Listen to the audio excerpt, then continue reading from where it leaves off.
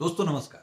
यदि वित्त वर्ष 2024-25 यानी असेसमेंट ईयर 25-26 की रिटर्न बढ़ते समय आपकी रिटर्न में कोई शॉर्ट टर्म कैपिटल गेन की इनकम है जो शेयर मार्केट ट्रांजैक्शन से या इक्विटी ओरिएंटेड म्यूचुअल फंड से हुए शॉर्ट टर्म गेन के रूप में है, तो उस पर क्या टैक्स रेट लगेगी? क्योंकि रिसेंटली मैंने लॉन्ग टर्म कैपिटल गेन पर, इसी प्रकार के लॉन्ग टर्म कैपिटल गेन पर लगने वाली टैक्स रेट की चर्चा की थी। तो कुछ लोगों ने प्रश्न पूछा कि अनूप जी, शॉर्ट टर्म की भी टैक्स रेट बताइए।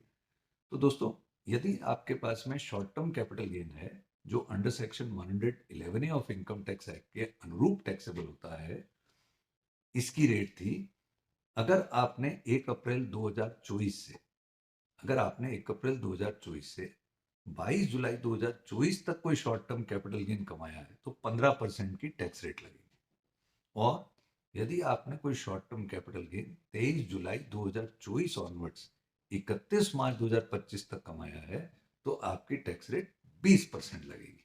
तो ये एक इंटरेस्टिंग बात होगी कि फाइनेंशियल ईयर 2024-25 की रिटर्न भरते समय इक्विटी मार्केट से हुए शॉर्ट टर्म कैपिटल गेन पर करदाताओं को दो टैक्स रेट चूज करनी पड़ेगी। ये डिपेंड करेगा कि आपने अपने कैपिटल गेन को कैसे ऑफर किया।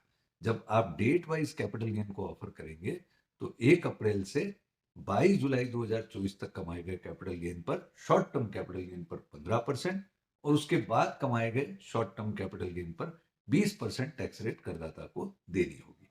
तो I hope this would be useful. Thank you. जय हिंद।